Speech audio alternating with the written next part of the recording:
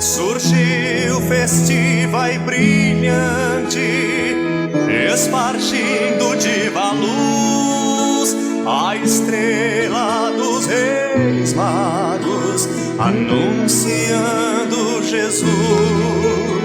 Amigos de Osório apresenta Histórias do Litoral Norte com o professor Lauro Cunha. Seu esposo era um bandido, senhora dona da casa.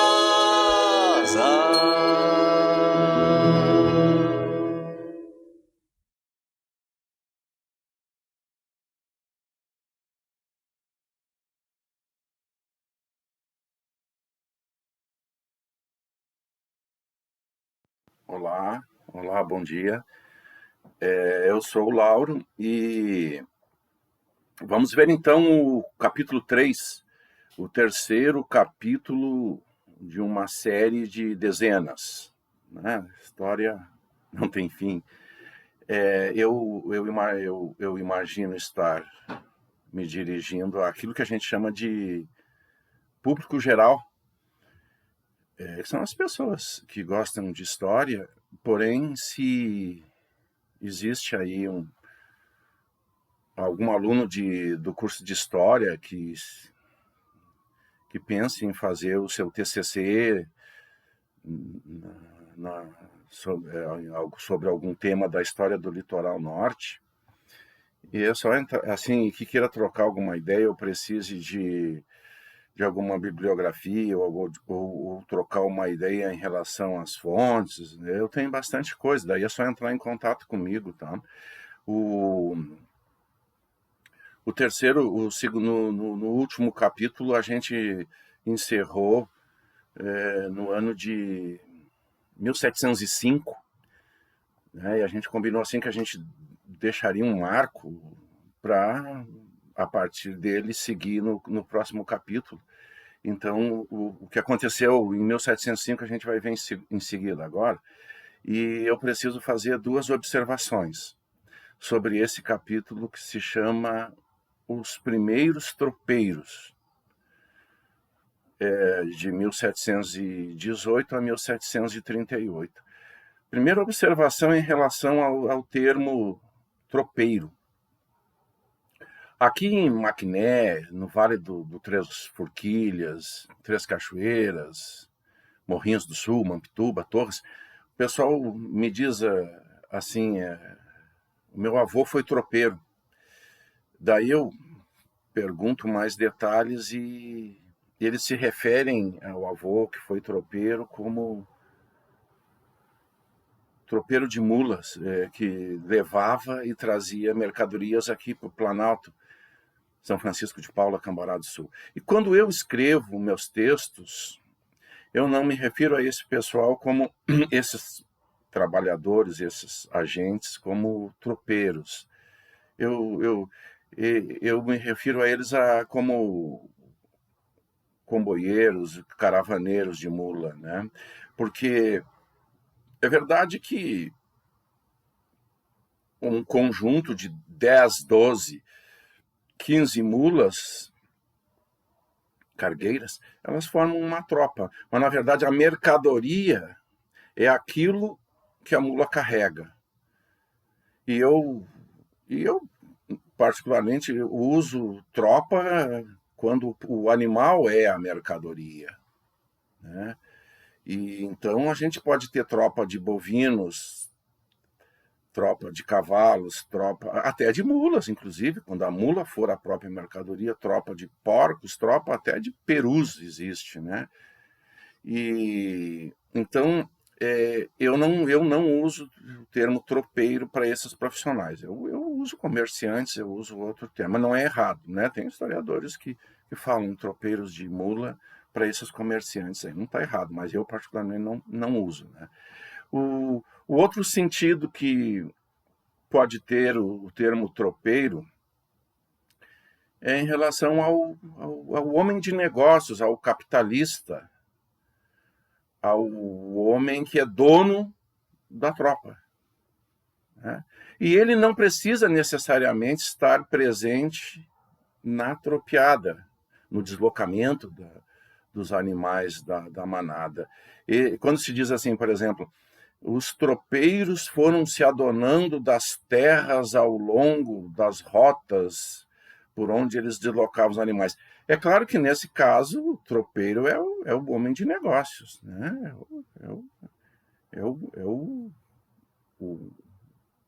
A figura importante aí, o homem do dono dessa fortuna que está sendo transportada.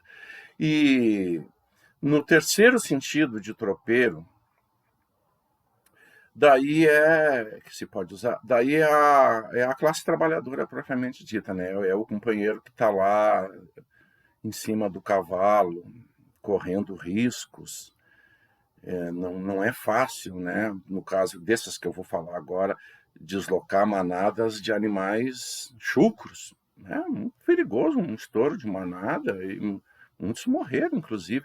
Então, assim, o tropeiro seria o cara diretamente envolvido no translado da tropa. Daí, nesse caso, nesse sentido, os primeiros tropeiros do Rio Grande do Sul foram os indígenas, né? Os índios missioneiros foram os primeiros tropeiros, na verdade. Então, o título do nosso capítulo, os primeiros tropeiros, estou me referindo a esse pessoal do lado luso aqui, né? O tropeirismo luso.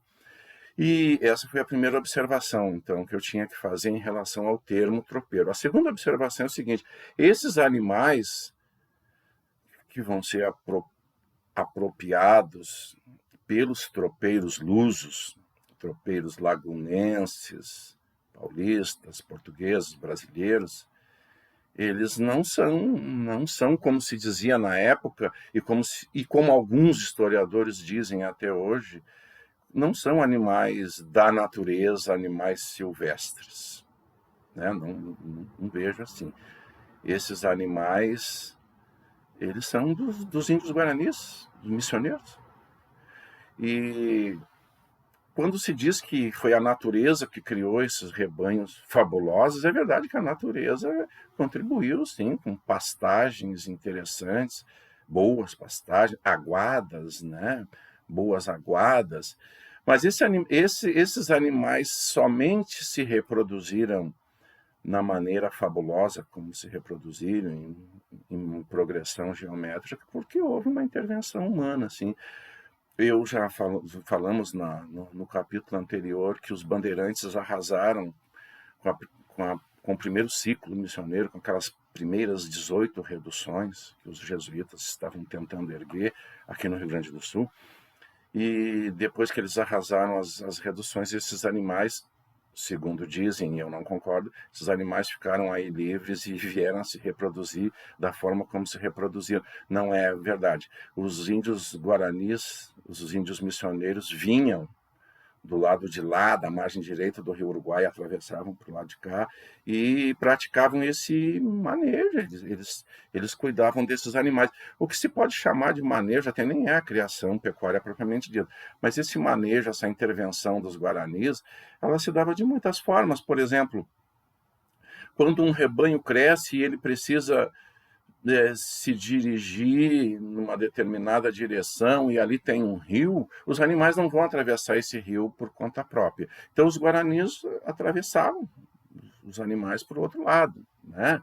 Eu imagino, por exemplo,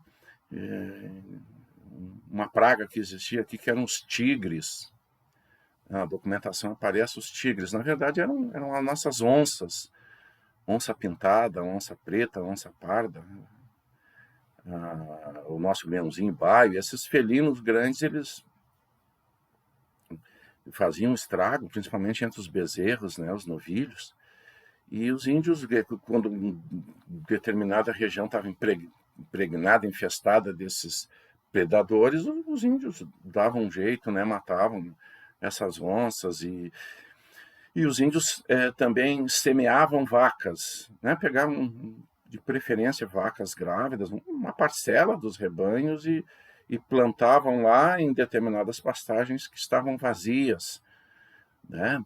Os índios também combinaram, os padres combinaram com os índios que esses índios aqui, perdão, que esses animais daqui não seriam usados para abate, justamente para que essa poupança crescesse. Eu não posso mexer na minha poupança todos os meses, né? O dinheiro não vai crescer.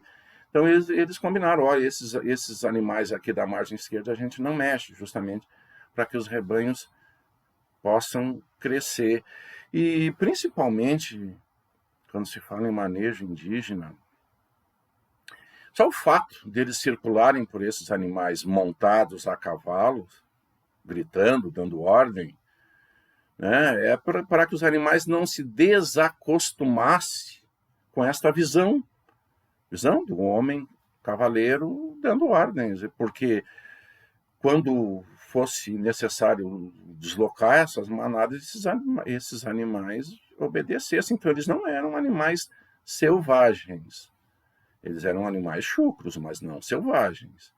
Então esses rebanhos só se reproduziram da maneira como se reproduziram, da maneira fabulosa como se reproduziram, graças a essa intervenção indígena. Os índios viam esses animais como deles. Quando se diz que esses animais não têm dono, quando se diz que esses animais pertencem à natureza, se diz na intenção de justamente se apropriar desses animais. Não tem dono, né? Então qualquer um pode fazer uso, pode se adonar deles, né? Então, por isso que vai ser sempre um conflito, né, entre índios guaranis e aqueles que querem se apropriar do seu gado, né? Então, não são animais da natureza, não. São os animais que pertencem às missões jesuítico-guaranis. Voltando, então, ao marco temporal do ano de 1705, o que aconteceu? Aconteceu que a colônia do Sacramento, essa ponta de lança dos portugueses lá no estuário do Prata, sofreu pela segunda vez um sítio e acabou caindo. Deu tempo, tranquilamente, para as famílias ricas, as famílias mais importantes, pegar os barcos com segurança e voltar, se dirigir para o Rio de Janeiro, São Paulo, né? Os pobres ficaram, né? Ou enquanto coube gente nos barcos que eles dispunham, tudo bem. E depois deu para se proceder a uma evacuação tranquilamente, né? No ano de 1705. Os espanhóis, os argentinos, arrasaram a colônia do Sacramento, né? A cidadela, o ponto comercial, os prédios, a fortaleza, né? E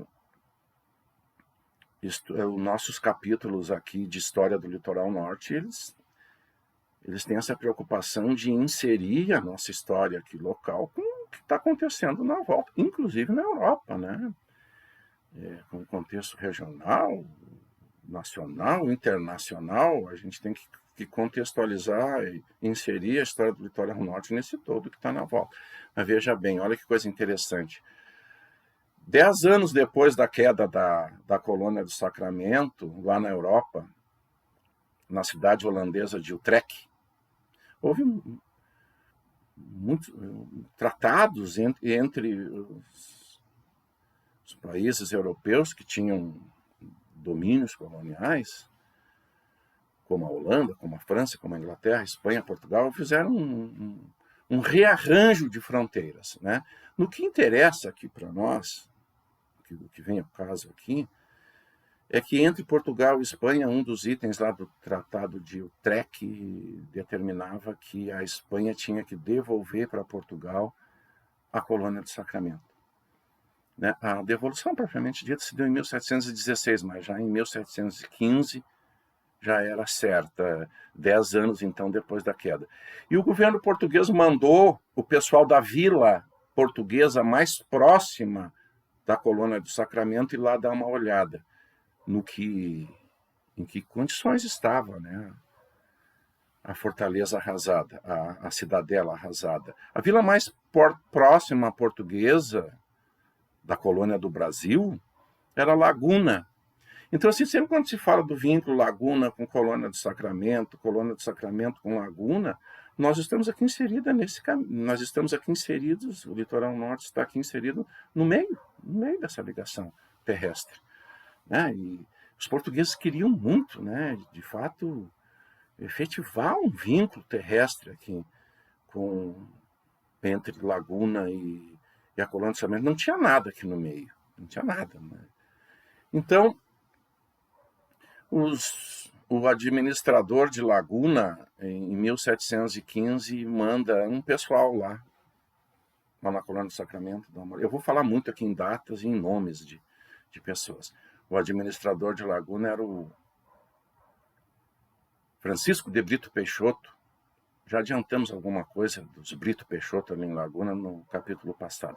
Ele mandou 5 homens brancos e alguns escravos lá ver em que condições estavam, mas o pessoal não chegaram lá. Aqui na costa do Uruguai já foram presos por charruas, por índios charruas. Foram aprisionados por índios charruas aqui na costa do Uruguai. E uns conseguiram fugir e retornaram para a Laguna. Os que não conseguiram fugir, a gente não tem notícias, né? Mas esses que conseguiram fugir e chegar à Laguna de retorno, levavam 2 notícias, uma ruim e uma boa. A ruim é que não conseguiram chegar à Colônia do Sacramento. O pessoal havia sido preso, os charruas impediram esse deslocamento. A notícia boa é que eles confirmaram que de fato havia muito gado aqui, né?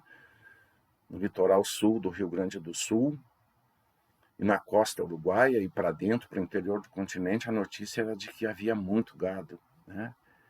E no litoral norte, no litoral médio do Rio Grande do Sul, o gado, o chucro, não chegou naturalmente aqui. Não havia gado aqui.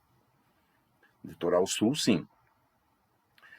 E então, devolvida a colônia do Sacramento para Portugal, os portugueses começam a reconstrução, né, em 1717. E os lagunenses, então, empreendem uma segunda ida. Pela segunda vez, tentam chegar na Colônia do Sacramento. Só que dessa vez eles vão em 40 homens brancos, cidadãos de Laguna, e 25 escravos. É uma turma, então, de 65 pessoas. Esses 40 homens brancos vão bem armados, vão prevenidos, e eles conseguem chegar até a Colônia do Sacramento. Mas no retorno, no início de 1718, eles ingressam, então, no litoral médio do Rio Grande do Sul. O litoral médio que eu falo é São José do Norte, Tavares e Mostarda. Eles ingressam no litoral médio com a primeira tropa.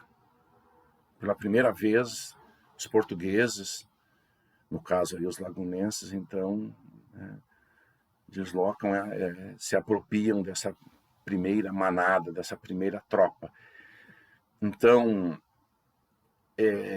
na verdade, os lagunenses não têm prática nenhuma em deslocar animais, né? E também não tem prática nenhuma de sair campo afora arrebanhando os animais. Quem vai fazer esse arrebanhamento e quem vai fazer o deslocamento desses animais até Laguna são os índios minuanos. Índio minuano e os índios guaranis chimarrões. Nem todos os guaranis queriam viver nas reduções jesuíticas, né? As reduções jesuítico-guaranis. Eles preferiam viver errantes como viviam os charruas, como viviam os minuanos, como viviam os iarós, como viviam os guenoas, como viviam os imbuanes, os xanás. Existia uma parcela desses indígenas que eram guaranis também. E são eles que sabem deslocar manadas, e são eles que vão levar esses animais até Laguna, não só essa primeira tropeada, de 1708, não só essa, como as próximas. Tanto que vão ensinando essa técnica, essa arte de deslocar animais chucros, vão ensinando para os lagunenses, mas a mão de obra mesmo é indígena. E tanto que no início da década de 1720, né, já tem até normas das autoridades de Laguna dizendo o seguinte: olha, a gente tem que tratar bem esses índios, a gente depende deles, só que não dá para trapacear eles tão logo eles recebam pelo serviço. Trapaça seria jogatina, prostituição, né, beberagem. Os lagunenses são proibidos de trapacear os índios, e os índios, eles são induzidos a voltar, tão logo eles entreguem as tropas aqui em Laguna, eles são orientados a voltar para onde vieram. Que já era uma quantidade tal de índio pampiano, os índios pampianos ali circulando por Laguna, que já poderiam se tornar até um perigo, né? Então eles tinham que voltar logo. E já em 1718, os lagunenses se deram conta de que havia uma quantidade fabulosa de animais que poderia ser transferida para cá. Já em 1718 se deram conta disso. E claro que havia essas informações também dessa gadaria toda lá na colônia de Sacramento, né? E já em 1719 eles fazem um amplo estudo aqui do litoral norte, e um amplo estudo dos campos de Viamão, para se certificar daquilo que já se sabia, que já não havia ninguém aqui de pessoas. Aliás, o que existia de índio Guarani era tão insignificante, não haviam aldeias que pudessem se opor à ocupação desse espaço aqui. E índio brabo, índio selvagem, índio hostil, índio flecheiro, eram os índios que viviam na Mata Atlântica, na encosta, não nas pastagens, não na planície, né? Então, no início dos anos 20,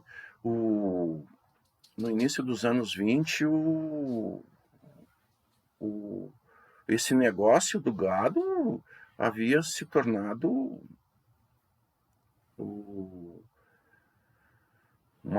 um negócio fabuloso para os lagunenses, né? Ali eles faziam a carne salgada, ainda não é o charque propriamente dito, eles produziam a carne salgada, produziam o couro, produziam o sebo, e produziam a graxa. O sebo era muito importante porque era usado nas velas de navegação, né?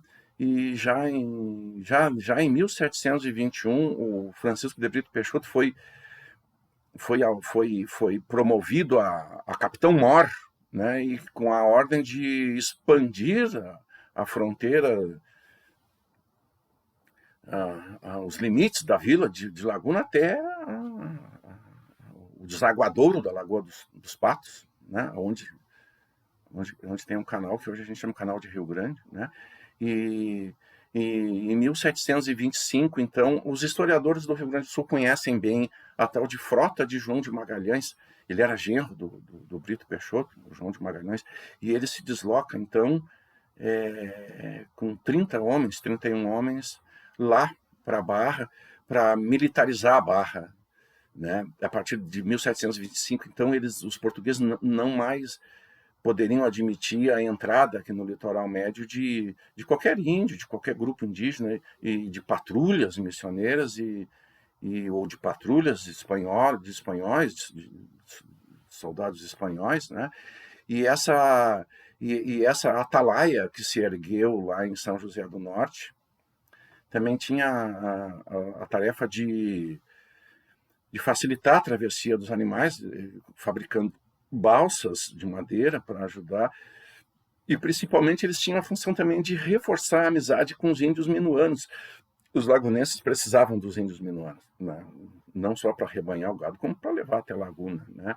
Então os historiadores do Rio Grande do Sul, eles têm essa data, assim, 1725, como um marco, né? Os portugueses, de fato, se adonam aqui do litoral norte, do litoral médio, dos campos de Viamão. E em 1725, né, eles não se estabeleceriam na margem de lá, na margem sul do canal, porque lá, até ali, havia a ação de muitos grupos indígenas, né? Não, os minuanos até que eram amigos, mas assim, outros indígenas inimigos podiam agir até ali, como os charruas, como as patrulhas missioneiras. Então, por isso que a atalaia foi montada do lado de cá, na Barranca Norte, né? Ali seria erguida depois uma cidade chamada São José do Norte, da Barranca Norte do canal, né? Então, essa militarização do canal é assim, o evento que vai,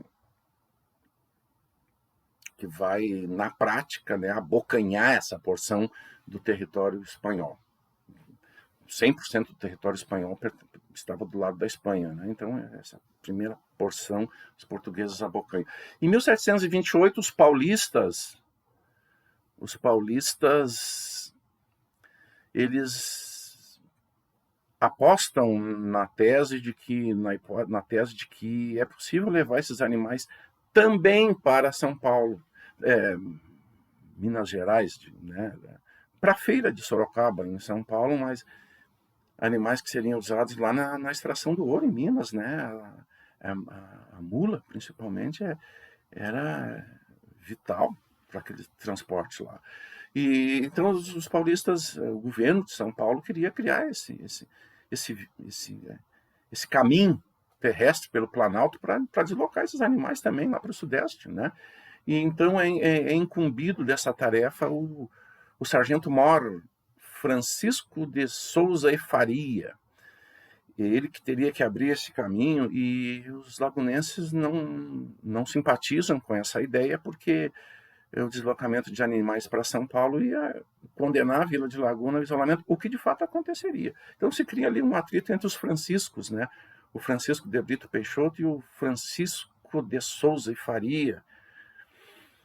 E é chamado da colônia do Sacramento, morava lá o famoso, o rei dos tropeiros, o Cristóvão Pereira de Abreu, do qual já falamos. Cristóvão Pereira de Abreu vem até Laguna, coloca os dois Franciscos de frente, ele se dava com os dois, ele era amigo dos dois, e consegue um acordo.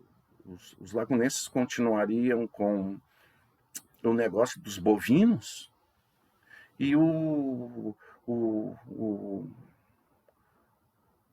Cristóvão Pereira de Abreu convence os lagunenses de que os animais que mais interessam lá no Sudeste são as mulas, são as tropas de mula. E então, nesse mesmo ano de 1728, começa a abertura desse caminho para São Paulo. Para São Paulo não, para Curitiba. De Curitiba para São Paulo o caminho já existia. Do litoral sul de Santa Catarina começa então a abertura desse caminho para Curitiba. A partir do sul de Santa Catarina teria que se galgar a Serra Geral. Essa estrada começa no litoral, no Morro dos Conventos, e essa estrada ficaria conhecida como a Estrada dos Conventos, ou a Estrada de Francisco de Souza e Faria, porque foi o cara que iniciou a abertura desse caminho que seguia pela margem direita do rio Araranguá e até onde é hoje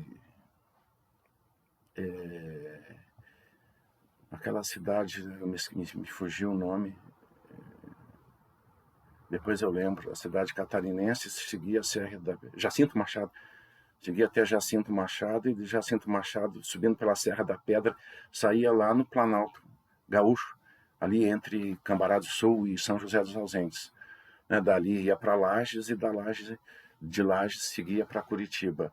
O Cristóvão Pereira de Abreu, depois que ele acertou as pontas lá entre os lagunenses e os paulistas, ele voltou para a colônia do Sacramento, montou uma tropa de mulas, né? E de 800 mulas, e veio para levar se dirige então para o norte para levar essas mulas para Sorocaba, para a feira. E quando ele atravessa o canal de Rio Grande, que ele acessa ali a região de Mostarda, ele se depara com um problemão pela frente, né?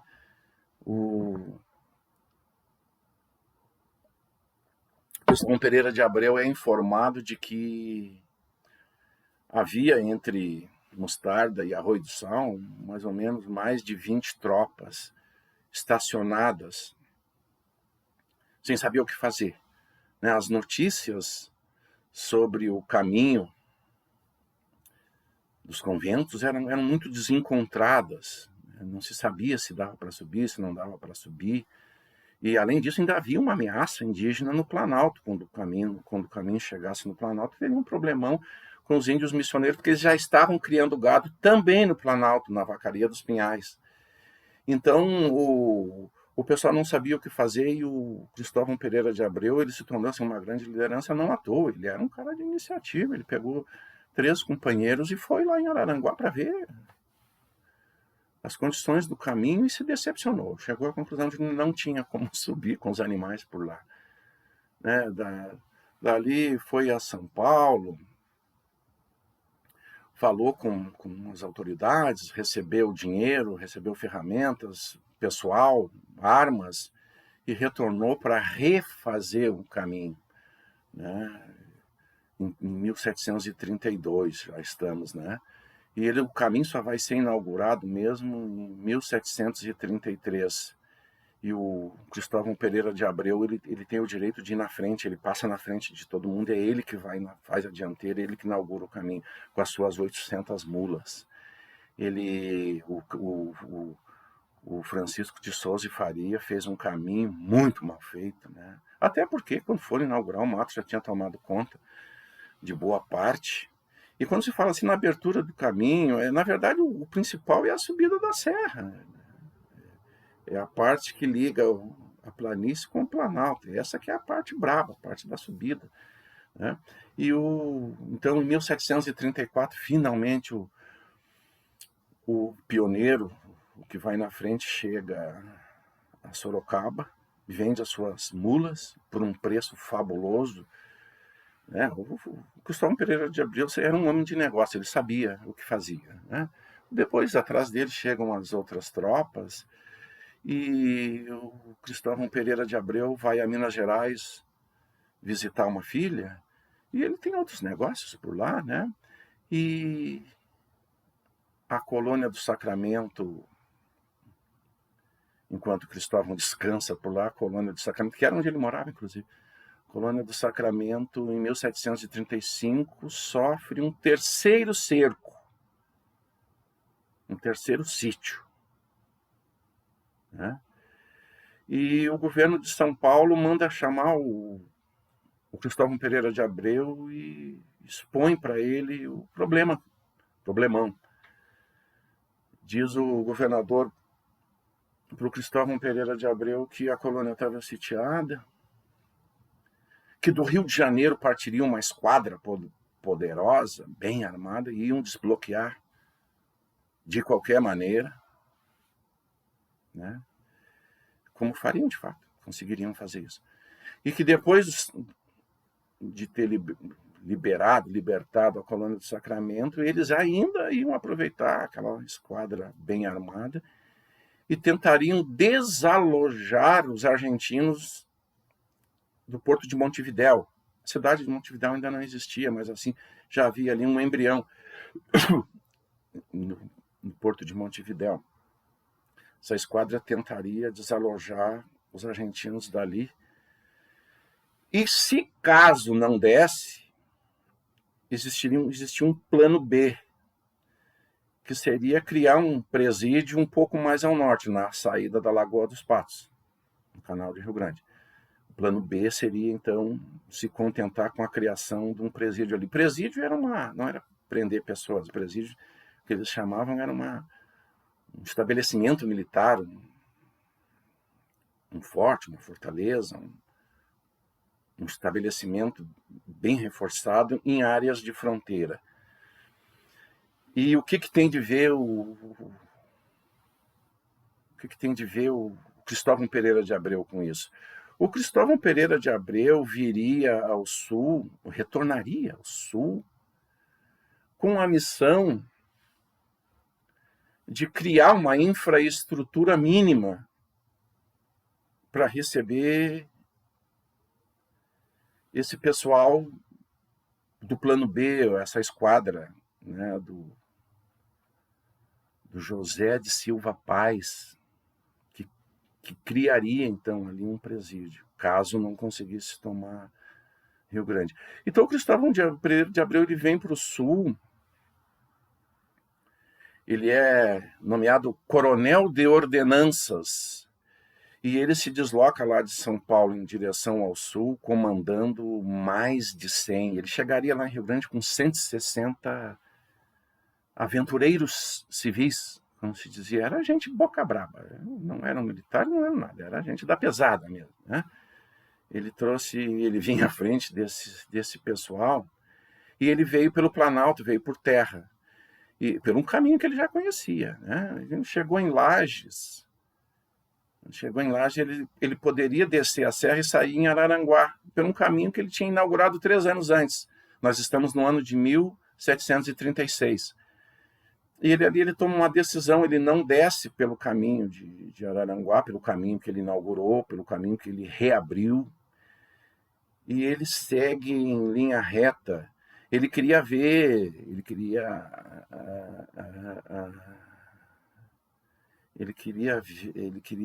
averiguar o potencial de resistência que os índios missioneiros poderiam oferecer aqui no leste do Planalto Gaúcho. Né? Se aproveitou daquela almaiada toda, né? E desceu em linha reta até São Francisco de Paula. E em São Francisco de Paula, ele desce a serra. Quando ele esteve, em 1728, apaziguando os ânimos entre os lagunenses e o paulista para que o caminho começasse a ser aberto em 1728, ele não retornou de imediato para a Colônia do Sacramento, ele esteve aqui pelo litoral norte. Ele não sentiu firmeza por aquele caminho lá dos conventos. Alguma coisa dizia para ele que aquilo lá ia dar problema. Como deu, de fato, em 1735, enquanto cercavam a Colônia do Sacramento, os índios missioneiros obstruíram o caminho em 1735. Né? E diz a documentação de Laguna, as fontes históricas, quem desobstruiu lá no Planalto o caminho foram os moradores de Tramandaí. Olha que coisa interessante. Tramandaí era, na verdade, os campos de Tramandaí. Os campos de Tramandaí era uma área que vinha de Arroio do Sal a Palmares do Sul. A divisa entre os campos de Tramandaí e os campos de Viamão era a Lagoa dos Barros e o Rio Capivari. E o pessoal os moradores de Tramandaí, então eram os moradores do litoral norte, né? Foram lá e prenderam os índios que tinham lá, trouxeram os índios presos. Os índios, na verdade, não eram guaranis, mas não eram das missões, eram índios errantes, guaranis errantes. Mas, de qualquer forma, desobstruíram o caminho em 1735. Interessante isso. E naquela ocasião, lá em 1728, antes de voltar para a Colônia do Sacramento, como eu falava, o Cristóvão de Pereira de Abreu esteve aqui no litoral norte, conversou com esses estancieiros e perguntou se eles sabiam da possibilidade de subir o Planalto por aqui. Eles disseram, não, de fato tem aqui. A partir do Rio Rolante dá para subir, a partir de Santo Antônio dá para subir. Tem uma trilha indígena aqui abandonada, uma trilha indígena conhecida. O Cristóvão Pereira de Abreu ele era tido como um grande conhecedor da geografia, mas na verdade ele estava sempre cercado de índios. Os conhecedores mesmo da geografia eram os indígenas. Né? Os caras disseram, não, tem uma trilha aqui. Então, quando ele está descendo em 1736, retomando aqui a narrativa, quando ele está descendo em 1736, ao invés de descer pelo caminho dos conventos, ele segue em linha reta e desce aqui para o Rolante. Ele chega aqui na planície e ele diz para os estancieiros aqui, olha, dá para subir sim, é melhor que lá em Araranguá. Só que vocês vão ter que fazer aqui algumas obras. Né? Com alguns reparos aqui, é bem mais fácil e bem mais curto o caminho, inclusive, para São Paulo, por aqui, para o Rolante. E ele vai lá em Rolante, em 1736, chega lá, cria essa infraestrutura. A esquadra do José de Silva Paz, de fato, não conseguiu tomar Montevidéu, teve que se contentar com o plano B, e chegaram então em 1737 e criam esse presídio, e os historiadores têm essa data assim como a fundação de Rio Grande, como a data inicial do Rio Grande do Sul português, né? Cristóvão Pereira de Abreu entrega então aquela área ali para a esquadra do José, para o brigadeiro José da Silva Paz, e volta para casa. Ele morava lá na colônia do Sacramento, e já descansa um pouquinho, já cria uma nova tropa e vem de novo, né? Quando chega em Capivari, ele toma uma decisão, ele manda a metade lá por Santa Catarina e segue com a metade em direção ao Morro Grande, ali em Santo Antônio. Dali ele segue, ele passa o rio, depois ele passa o Rio do Sino, passa o Rio Rolante, e segue pela margem direita de um afluente do Rolante, que é o Rio Areia, e sai lá em São Francisco de Paula.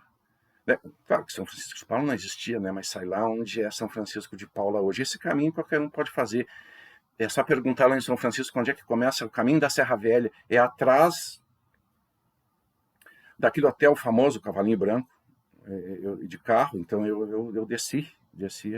Esse foi o caminho que ele inaugurou em 1738, o caminho de Rolante, né? Então, o Cristóvão Pereira de Abreu, ele é tido assim como o fundador do Rio Grande do Sul, porque são esses caminhos dos tropeiros que vão anexar, incorporar o Rio Grande do Sul ao Brasil. Então foram de extrema importância essas rotas dos tropeiros, né?